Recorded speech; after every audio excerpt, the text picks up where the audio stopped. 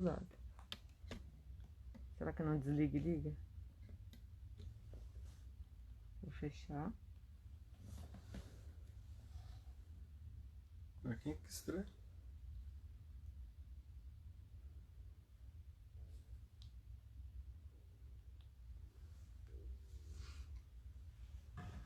Boa tarde para você que nos acompanha aqui na Alvorada FM. Eu sou o Bruno Favarini. A gente hoje segue falando sobre a pandemia do coronavírus. Meu papo hoje é com a doutora Carla Tavares. Nós vamos conversar sobre mitos e verdades sobre o coronavírus, uso correto de máscaras e os cuidados com a saúde em tempos de pandemia. A gente vai tentar agora o contato com a doutora Carla. Doutora Carla, enquanto isso, vamos apresentando ela. Doutora Carla Tavares é graduada em Medicina pela Faculdade de Especialização em Cardiologia e título de especialista em Medicina do Esporte pela Sociedade Brasileira de Medicina do Esporte e Exercício. Doutora Carla já está com a gente. Boa tarde, doutora, tudo bem? Boa tarde, tudo jóia? Primeiramente, obrigada, pelo convite. É um prazer estar aqui falando um pouquinho sobre esse tema que todo mundo fala no momento, né? Mais que necessário. Prazer é todo nosso, doutora. Primeiro, vamos tentar desmistificar um pouco o coronavírus, tentar descobrir um pouquinho melhor sobre a doença. É verdade que esse vírus sempre existiu e agora ele está voltando? Como é que é mais ou menos a história do surgimento dele? Não é bem que ele sempre existiu. Ele é de uma família de vírus que existe já desde a década de 60.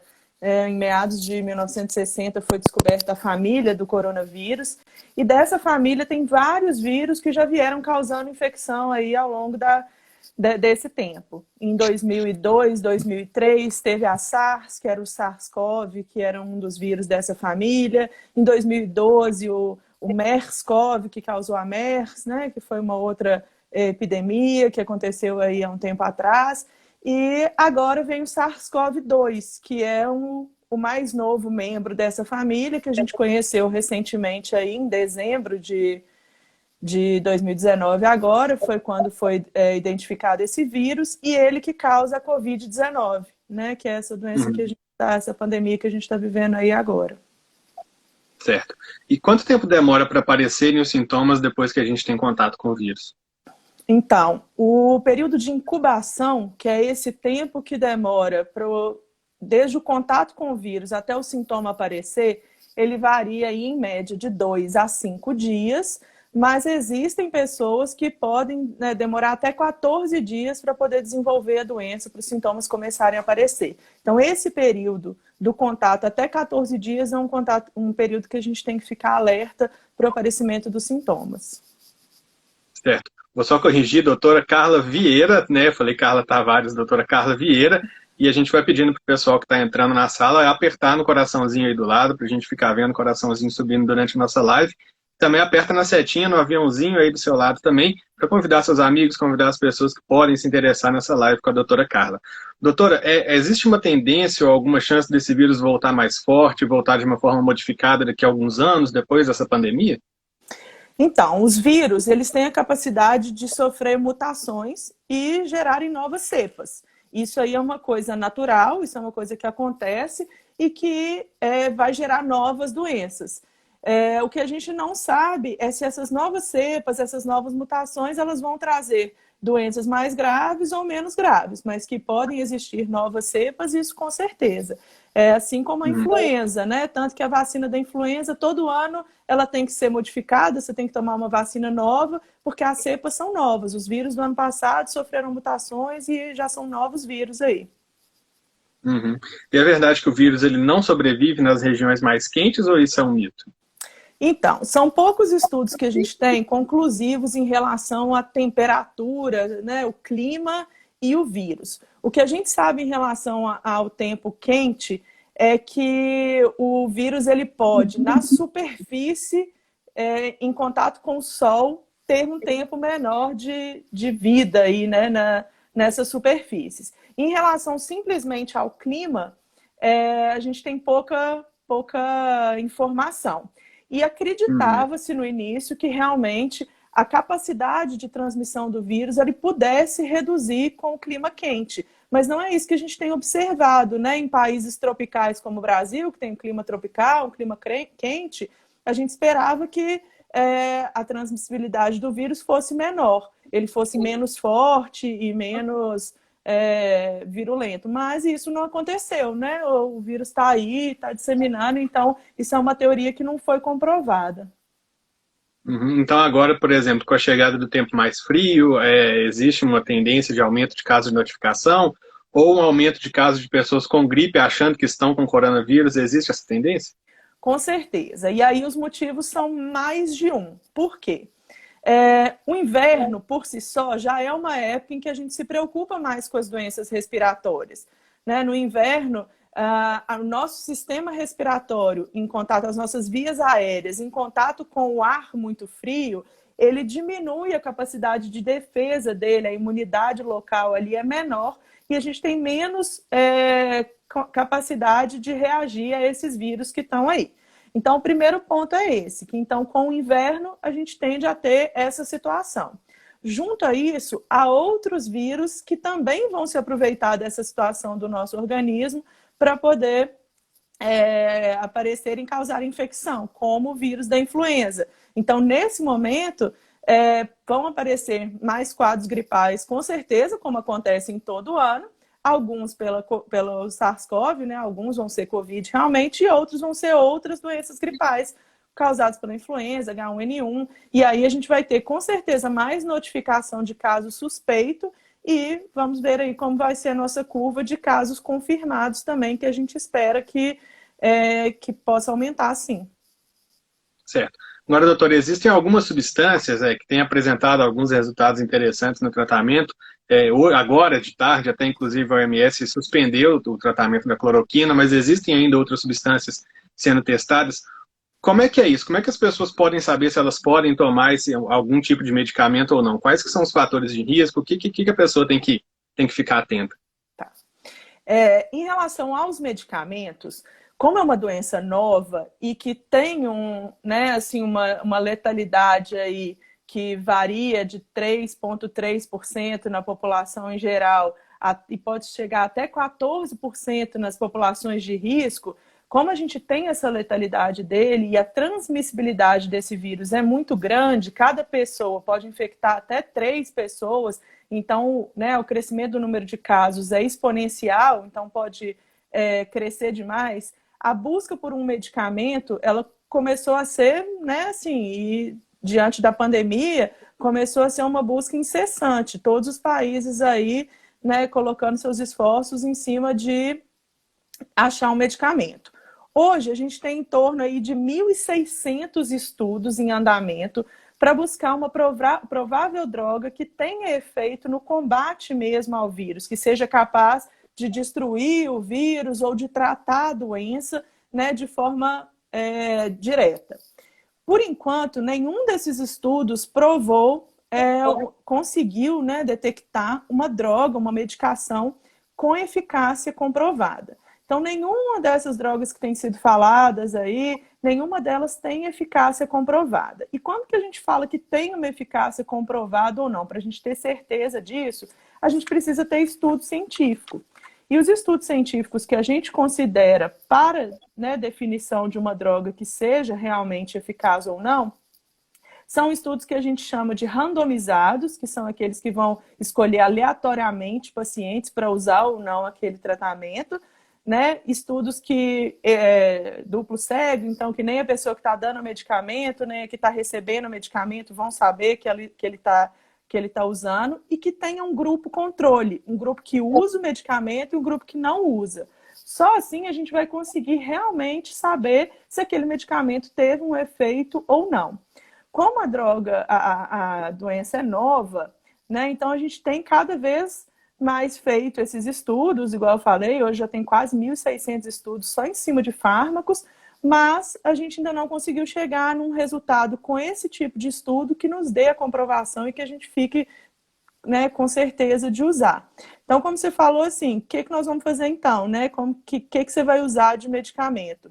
A recomendação hoje para os casos leves, e aí os casos leves hoje nós sabemos que são a grande maioria, leve a moderado são em torno de 81% das pessoas que vão ter sintomas leves a moderados. Então essas pessoas, elas devem usar apenas de medicação antitérmica, que é para febre, ou medicação analgésica, ou medicação sintomática, de acordo com o que tiver apresentando de sintoma. Então, basicamente, o que a gente orienta é isso. Nos casos mais graves, aí os protocolos que a gente tem, já baseado nesse tipo de estudo que eu comentei, né, que são os estudos randomizados, com grupo controle, o que a gente já sabe de uso, além dos medicamentos sintomáticos, é oxigênio terapia, que é o uso de oxigênio, né, extra, anticoagulante como profilaxia, o anticoagulante como terapia aí já é para casos específicos, e os tratamentos específicos para as complicações das doenças. Então, cada pessoa que foi evoluindo com uma complicação específica, a maioria delas são complicações inflamatórias, pneumonia, às vezes pneumonia bacteriana por cima dessa pneumonia viral. Então, nesses casos, vão sendo introduzidas outras medicações que já são sabidamente comprovadas para tratamento dessas complicações da doença. Existe tratamento para possíveis complicações, mas o tratamento diretamente para o vírus ainda não, né? Ainda Essa que é não a diferença. existe. E é isso que a gente está buscando aí incessantemente, tanto que tem aí, igual eu falei, esses 1.600 quase estudos em andamento, tentando achar essa droga, que é o que a gente realmente, né, acredita que vai fazer a diferença, mas por enquanto ainda não tem. Certo. Agora, doutora Carla, a gente tem a pergunta de uma ouvinte, a Fabrícia Cecília. Ela está perguntando se existe risco maior de agravamento para quem usa um medicamento coagulante. Você até comentou, mas só para explorar um Isso. pouco mais a pergunta da ouvinte. Tá, joia. Então, o uso desses medicamentos, ele é muito comum, são os medicamentos anticoagulantes, mas eles em si, simplesmente por usar anticoagulante, você não entra para o grupo de risco, você não tem mais risco de ter complicações graves da Covid. O que a gente tem que preocupar nessas pessoas? Se ela está usando o anticoagulante, ela está usando por algum motivo. Então, provavelmente ela tem uma doença que teve uma recomendação médica de usar um anticoagulante. Aí o que a gente precisa saber é se essa doença que ela tem, se é uma doença que aumenta o risco. Aí sim a gente precisa definir para poder orientar. Uhum. Tem outra pergunta de ouvinte agora, do Ed Miranda, eu até acredito que ele está com a gente aqui agora, perguntando se você acredita que já chegamos ao pico da pandemia ou ainda não tem como a gente prever. Então, essa resposta ela é um pouco difícil da gente já responder assim, porque o Brasil é um país continental. Então, cada local está num ponto específico aí da pandemia. Então, a curva ela está diferente em outros locais. A curva do Rio está diferente da curva de São Paulo, que está diferente da nossa curva aqui em Minas. Né? Em Minas, a gente ainda parece estar ascendendo, mas numa curva bem favorável, né, com o número de casos comparativamente a outros locais do Brasil ainda abaixo.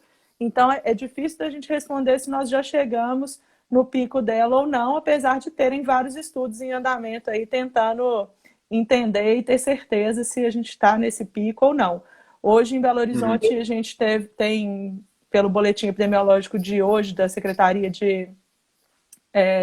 do Estado de Minas Gerais, 42 óbitos, 1.402 casos, sendo que em Minas Gerais são 6.962 casos já confirmados, com 230 óbitos.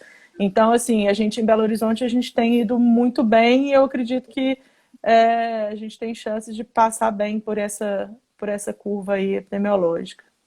Uhum. E existe o secretário de saúde também sempre fala que o pico da pandemia, quando a gente vai adiando o pico da pandemia, é melhor porque aí os casos vão se distribuindo, em vez de sobrecarregar o sistema público de saúde de um dia só, isso vai se distribuindo.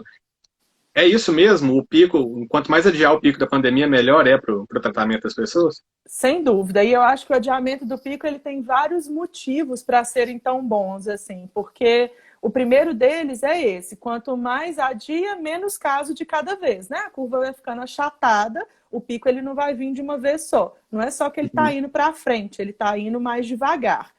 E o fato de sobrecarregar o sistema de saúde, às vezes as pessoas falam assim, mas qual que é o problema? Ou vocês estão preocupados com os hospitais, né? Não é com os hospitais. O problema é não dar conta de atender as pessoas que precisam. E chegar em situações, como a Itália chegou, de ter que escolher qual paciente ia receber o tratamento ou o leito da UTI com um ventilador. Então, por isso que o sistema de saúde não pode estar sobrecarregado. Porque se ele está sobrecarregado, não é todo mundo que vai ter acesso ao que precisa para tratar e aumenta a mortalidade. Outro ponto que é importante quando a gente fala no achatamento da curva, né, e o alongamento dela aí, é que quanto mais os casos vão sendo distribuídos e mais longe está o número de casos, maior número de casos, mais chance a gente tem de, nesse período, descobrir um medicamento. Então, algum desses estudos serem finalizados e a gente ter uma notícia boa de saber como tratar. Então, as pessoas que vão ter a partir daí, elas já vão ter um tratamento mais eficaz.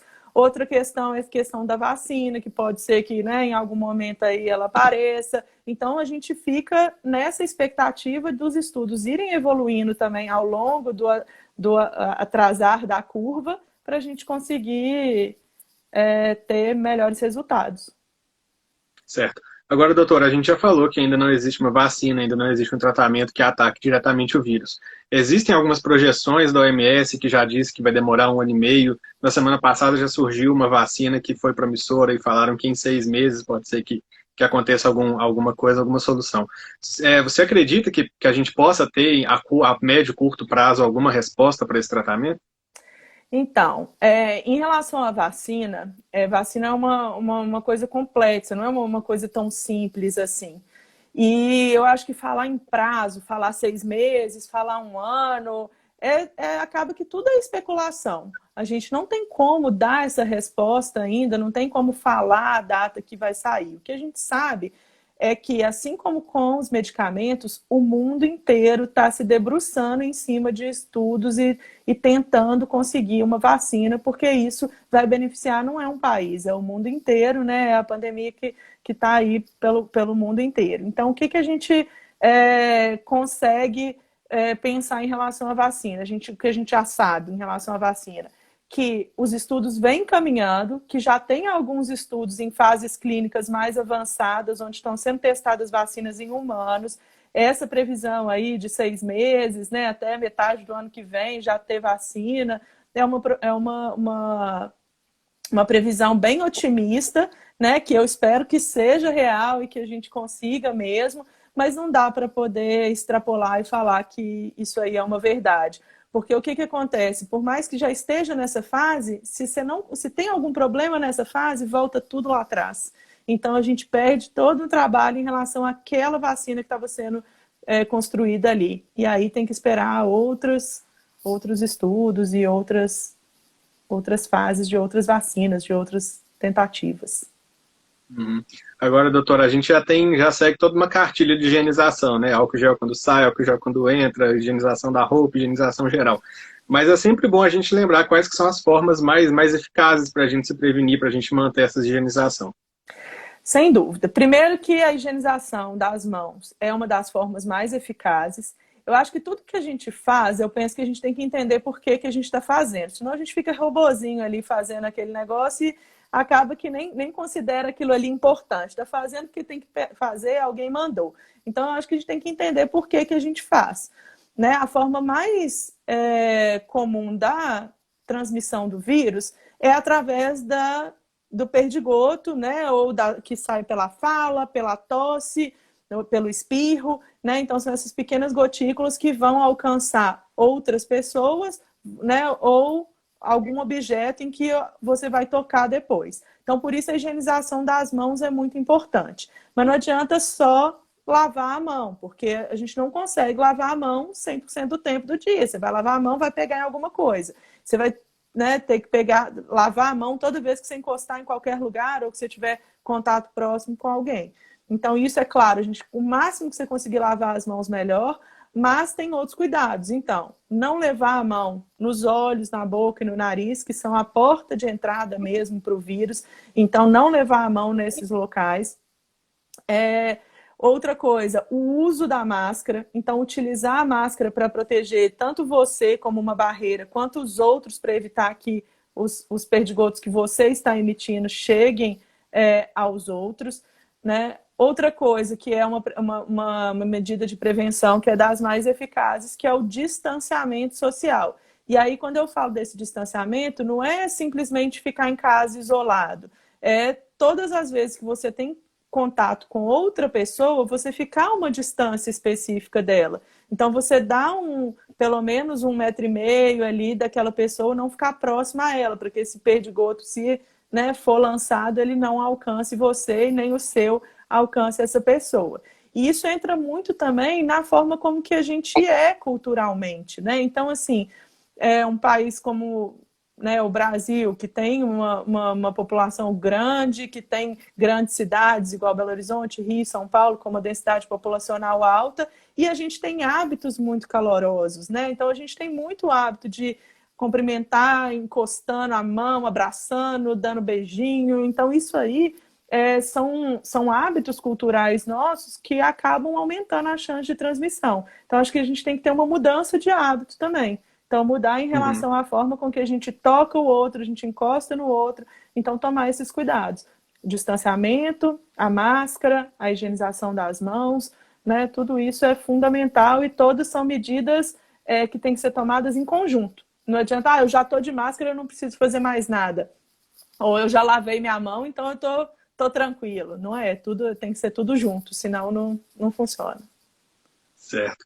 Agora, existe alguma medida extra que a gente pode tomar para se prevenir? O nosso ouvinte, o Ed Miranda, até me ajudou aqui de novo. Tomar uma vitamina, tomar um suplemento, cuidar melhor da alimentação, isso aumenta a nossa imunidade e, consequentemente, deixa a gente mais protegido? Nesse momento, pensar na imunidade é uma coisa fundamental. Então, essa pergunta que ele fez aí é muito importante, porque o que a gente tem que estar agora é bem prevenido, não só nessas medidas, mas em relação ao nosso corpo estar pronto para receber um vírus e conseguir combatê-lo. As medidas para manter a imunidade também, elas estão em conjunto. E são 4 pontos principais que a gente deve seguir para que a nossa imunidade esteja ok, que a gente tenha uma boa imunidade. A primeira delas é a alimentação.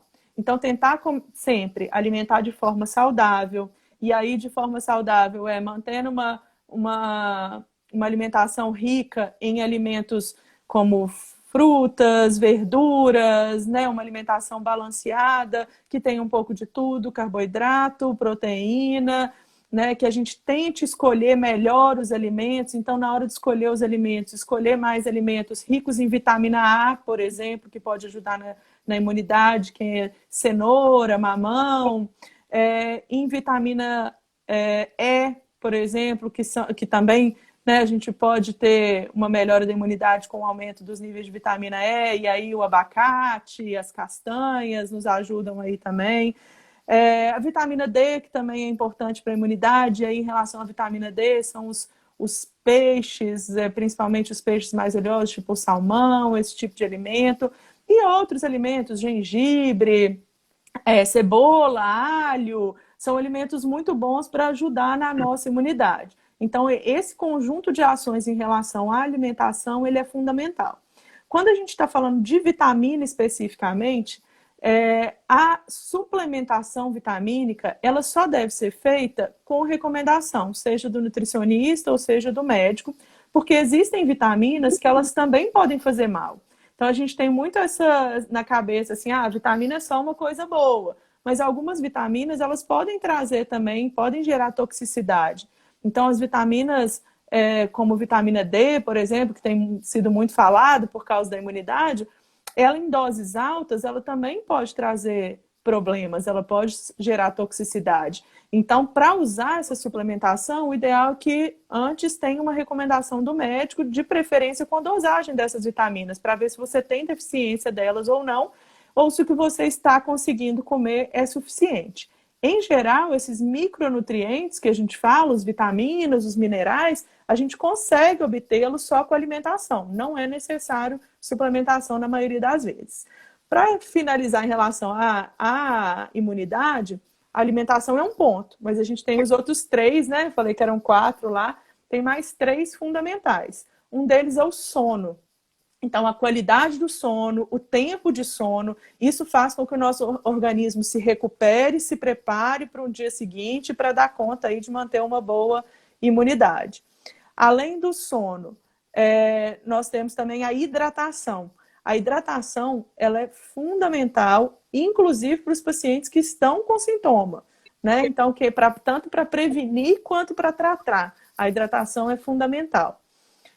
Hidratação, o ideal aí, falando de um modo grosseiro, de um modo geral, aí 2 litros, 2,5 litros por dia para cada para cada pessoa, aí, em torno de 70 quilos, seria o normal, aí, o ideal. Mas o ideal também é que calcule para cada pessoa, de acordo com o peso, dá para a gente calcular melhor e fazer a hidratação bem certinha para que não falte nem sobre. Uma forma interessante também de você ver se está bem hidratado é através da coloração da urina. Então, se você quer saber, o tanto de água que eu estou tomando tá bom ou não tá, né? Não sei se eu estou fazendo certo. Então, olhar a cor da urina ajuda bastante. A urina ela tem que estar bem clarinha, né? Um amarelo bem clarinho. Essa é a cor ideal. Se ela está muito escura, é porque você está desidratado. Sentir sede também é sinal de desidratação. Então, se está sentindo sede, é porque está tomando pouca água. Então, tem que tomar mais água. E, por último, o quarto ponto aí em relação à imunidade é a saúde mental. E nessa época é uma coisa que pega bastante, né? Porque tem muita coisa preocupando, é a nossa saúde, a saúde dos nossos familiares, é a situação econômica, são várias coisas aí, é o confinamento, né? Então são muitas coisas pegando aí para a gente, para a saúde mental. E tentar manter um nível bom, né? Um nível baixo de estresse, tentar fazer algumas atividades de meditação, práticas de respiração, algumas atividades de relaxamento, exercício físico, tudo isso é fundamental para manter uma boa imunidade. Lembrando que exercício físico, né, que aí é a minha praia mesmo, é importante eu reforçar uma parte aqui em relação ao exercício, é que a atividade física, ela faz muito bem, mas na dose certa. Então, se você não faz atividade física, ou se você faz atividade física em alta intensidade, atividade física demais, isso pode não ser tão benéfico para você, e falando especificamente do sistema imune. Então, a atividade física que traz benefício para o sistema imune, que faz com que, né, os seus níveis de substâncias aí no organismo que mantém uma boa atividade imunológica, é atividade moderada. Então, é fazer exercício numa intensidade moderada. Exercício de mais ou de menos também não vai ajudar, pode piorar a situação. E é interessante que nesse período de isolamento a gente pode deixar isso tudo de lado, né? Sono, alimentação, hidratação, a gente deixa... Tô vendo um monte de gente comentando, a caixinha de comentários aparecendo para mim, um monte de gente com saudade do Minas, perguntando quando que o Minas vai voltar, mas nesse momento é bom ficar em casa cuidando desses detalhes que a senhora está comentando com a gente, né? Com certeza. Voltar a fazer atividade física, né? Voltar a ter uma convivência social, tudo isso é muito importante, mas a gente tem que seguir cada passo de uma vez, pensar no dia de hoje, cada dia de uma vez, fazendo tudo certinho, cuidando, fazendo exercício em casa, enquanto o Minas ainda não está liberado para abrir, né? Então vamos fazer tudo certinho aí para poder conseguir manter uma boa imunidade e passar por isso tudo aí ileso, né? Ou pelo menos na parte de saúde. Uhum. Agora, doutora, a gente fala muito sobre o grupo de risco, a gente sempre lembra dos idosos, lembra de pessoas que já têm alguma doença, se eu estiver errado me corrija, mas chama comorbidade, né? Isso. Mas existem outras pessoas em grupo de risco, por exemplo, grávidas, crianças, existem outros grupos? Então, a gente sabe que a maior parte, né, a grande maioria das pessoas, elas vão ter quadros leves, mas que alguma delas vão ter quadros graves. Essas pessoas que vão ter quadros graves, a gente coloca elas, né, como um grupo de risco. São pessoas que têm o maior risco de, pegando o vírus, desenvolverem um quadro mais grave. Hoje a gente sabe, assim, a nossa estatística aí de hoje também, dos dados do boletim epidemiológico da Secretaria Estadual de Saúde, é que 76% das pessoas são idosos. Então, os idosos são um grupo de risco, sim, e a gente tem que ter um cuidado muito especial com eles. Outras comorbidades, elas também vão entrar aí, e aí o principal, na ordem delas aí, os hipertensos têm um risco aumentado, as doenças, quem tem doença cardiovascular, depois, na sequência, os diabéticos, depois vem os portadores de doenças pulmonares, e aí vem junto lá mais para baixo as doenças renais, as neoplasias, os cânceres, né? Ou as doenças neurológicas, a obesidade, aí vem todas essas outras doenças aí na sequência, seguindo a ordem da prevalência dessas doenças e a relação com a gravidade com as complicações, com a gravidade da doença. Esses grupos específicos que você comentou, né? Então, o idoso a gente já incluiu aqui, já falou que eles são o principal, até porque eles também têm mais comorbidades, né, do que os mais jovens, mas a gente sabe que as crianças, elas não entram nesse grupo de risco e, pelo contrário, a gente hoje tem taxas de tanto de contaminação quanto de gravidade das crianças muito baixa. Hoje também, do nosso boletim de hoje, as crianças são menos de 2% dos contaminados, dos que têm a doença confirmada, sendo que 0 óbitos em crianças menores de 9 anos. Então, assim, as crianças, elas não são um grupo de risco, mas por que a gente tem que ficar atento às crianças? Porque elas podem manifestar sintomas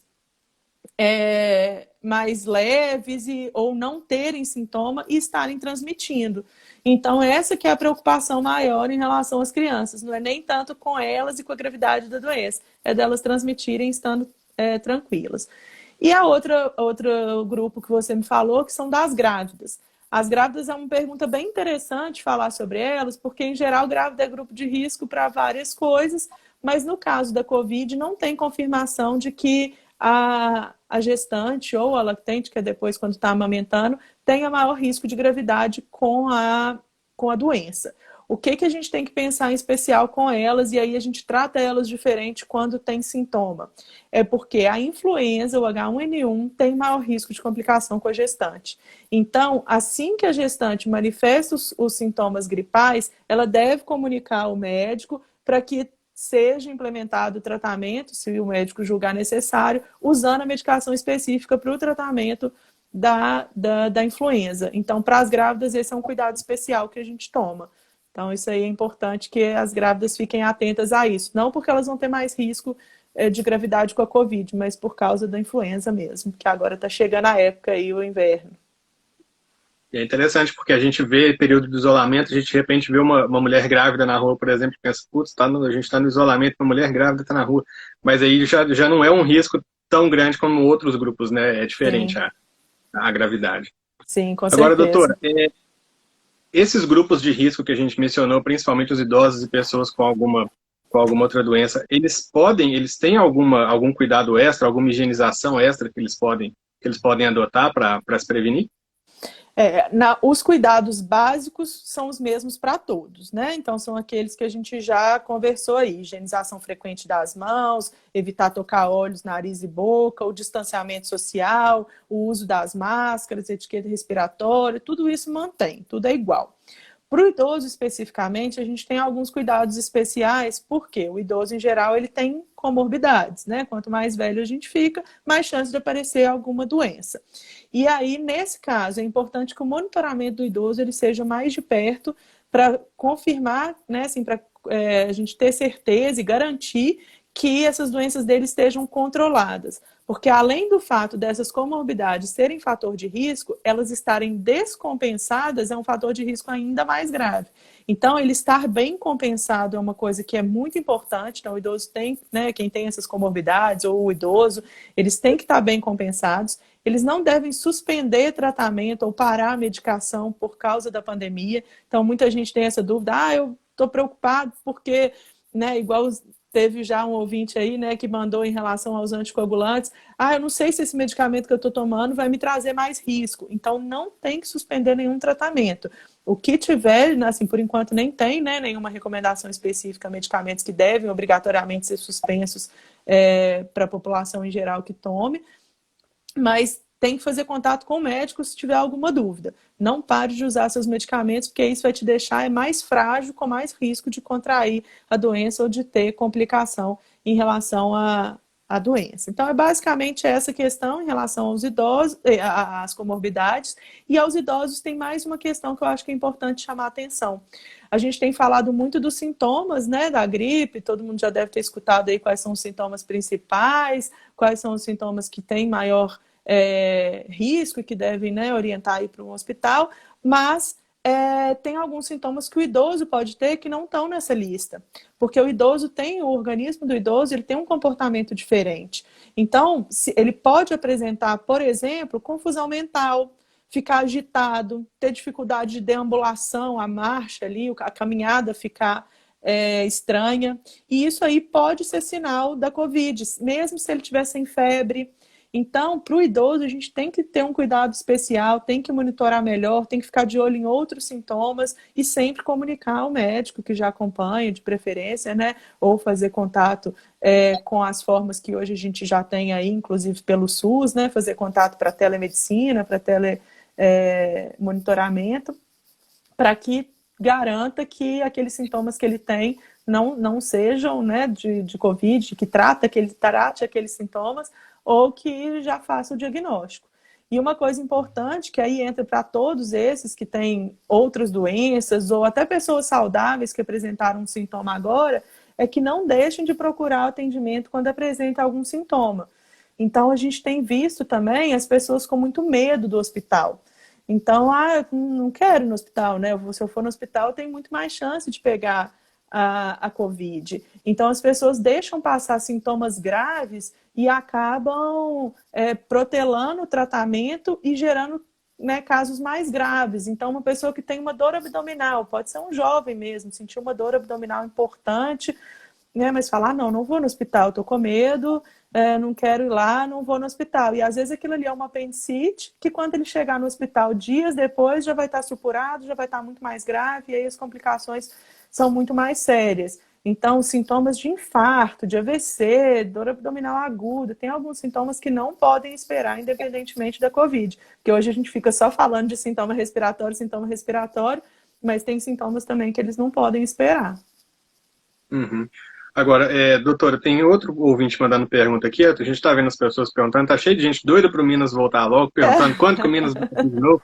E tem um ouvinte aqui que está querendo voltar a pedalar na rua. É o Adriano Onofre, está perguntando qual que é o risco de sair para pedalar. Uhum.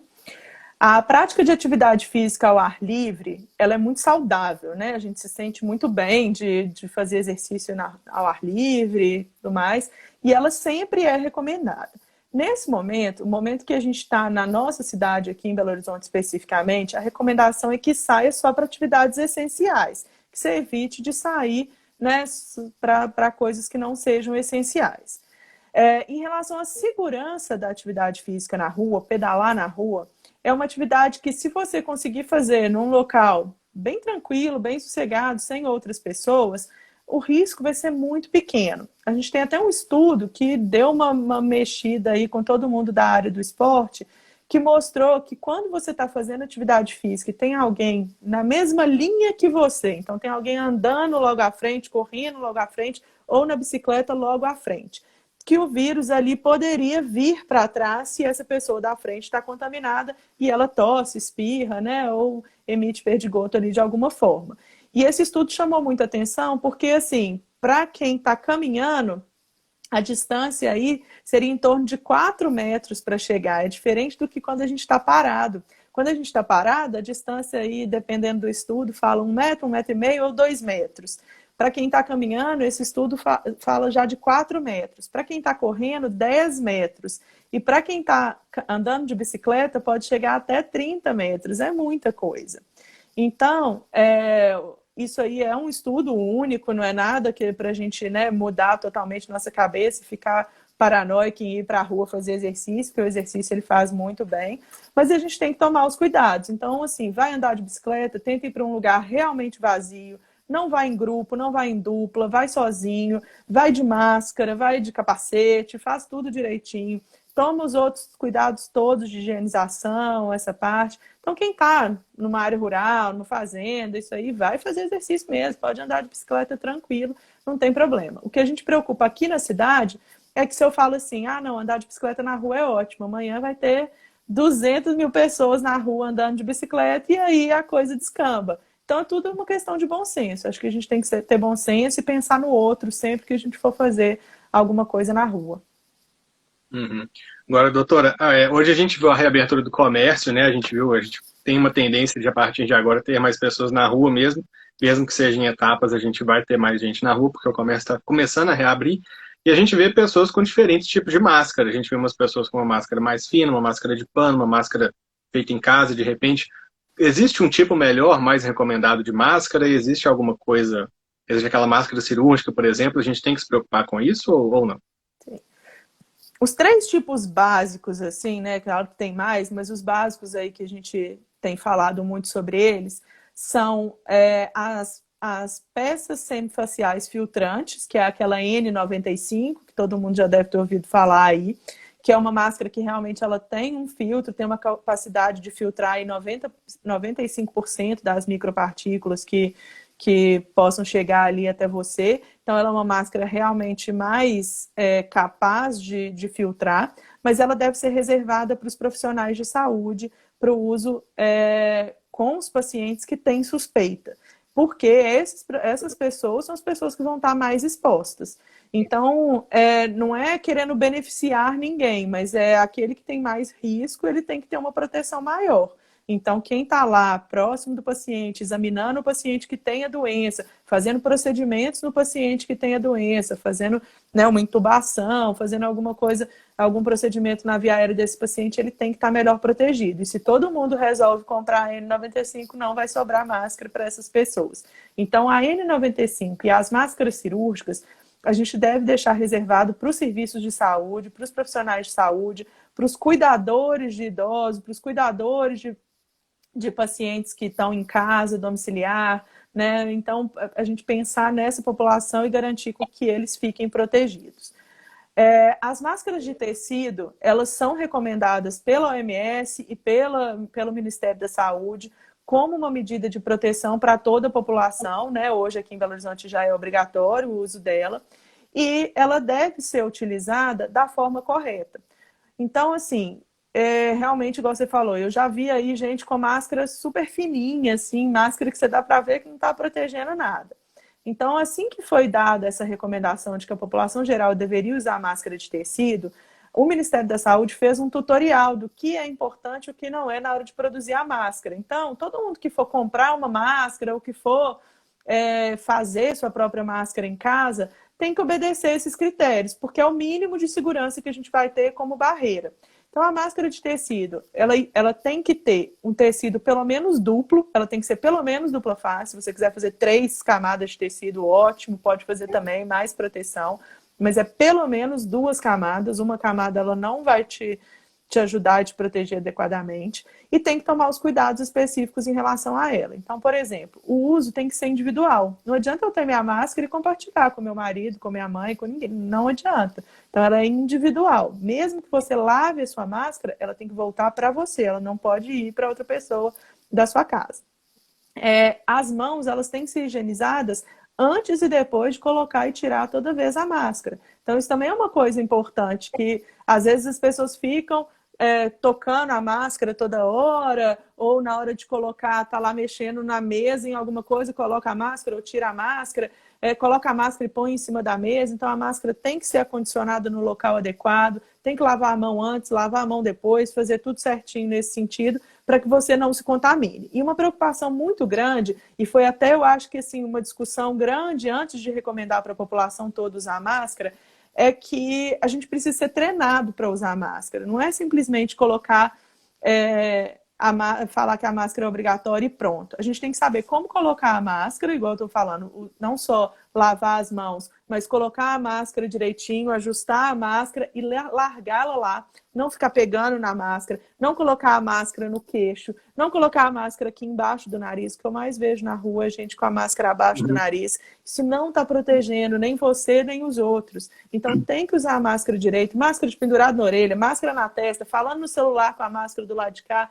Isso tudo é pior. Na verdade, usar a máscara dessa forma, a chance de contaminação é maior do que se você não estivesse usando a máscara. Então, esse cuidado é muito importante para que a máscara não seja um veículo de transmissão. Porque se você está com a máscara e toda hora você tira, pega com a mão suja ali, passa para um lado, passa para o outro, toca no rosto, toca no olho, toca no nariz, você só está levando o vírus para você e não está sendo protegido.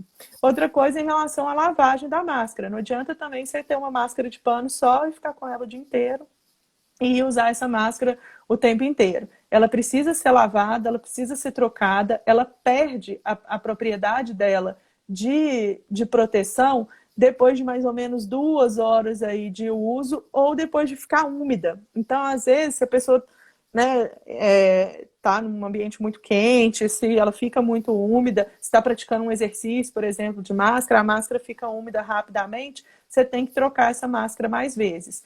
E lavar ela da forma adequada. A recomendação é que o ideal seja lavada com solução com água sanitária, mas pode ser lavada também com sabão em pó e utensílios comuns aí para lavagem das roupas. Idealmente lavar separado também, principalmente se tiver suspeita, né? Se você tiver com algum sintoma, não lavar junto com o restante da roupa, principalmente dos outros, né? Certo. Doutora, chegou uma pergunta interessante da ouvinte aqui, a Flávia Moraes, está perguntando quais são os cuidados que a gente tem com alimentos. Principalmente quando a gente chega do supermercado, coloca tudo, tem gente que está colocando dentro da máquina de lavar, tem gente que está colocando em diferentes lugares. Existe algum cuidado especial com alimentos? E ela está perguntando também sobre comidas cruas, por exemplo, comida japonesa. Existe algum cuidado especial com isso? Então, essa é uma ótima pergunta, né? Todo mundo tem muita dúvida com isso, ninguém sabe mais como que faz, ou tem medo demais, ou tá tranquilo demais.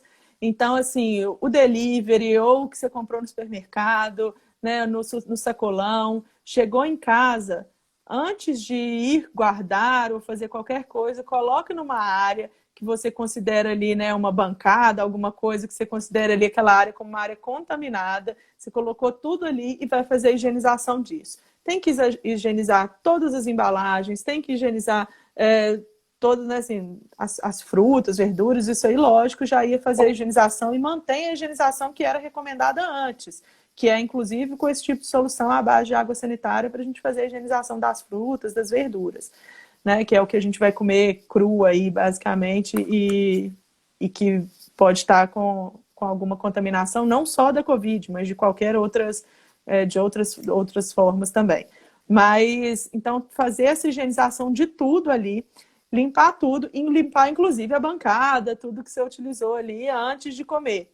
Pedir um delivery de um supermercado, de um restaurante, passe para o seu prato, não coma igual, né? Às vezes tem o hábito de comer ali na marmitinha e tal. Sempre passe para um prato em casa, despreze aquela embalagem, porque aquela embalagem passou pela mão de quem embalou, de quem levou até sua casa, né? E de outras pessoas podem ter encostado ali nesse processo. Então, fazer isso. Outra coisa é a sua higienização. Você acabou de fazer essa higienização dos alimentos, das compras, higienize de novo as mãos, preferencialmente com água e sabão, ou água e detergente, e aí sim vai alimentar. Em relação aos alimentos crus, então, por exemplo, a comida japonesa, não existe um risco específico maior da Covid com a comida japonesa, não. Só pelo fato dela ser crua. O que a gente tem que ter o cuidado é em relação à contaminação que outras pessoas vão trazer para aquilo ali.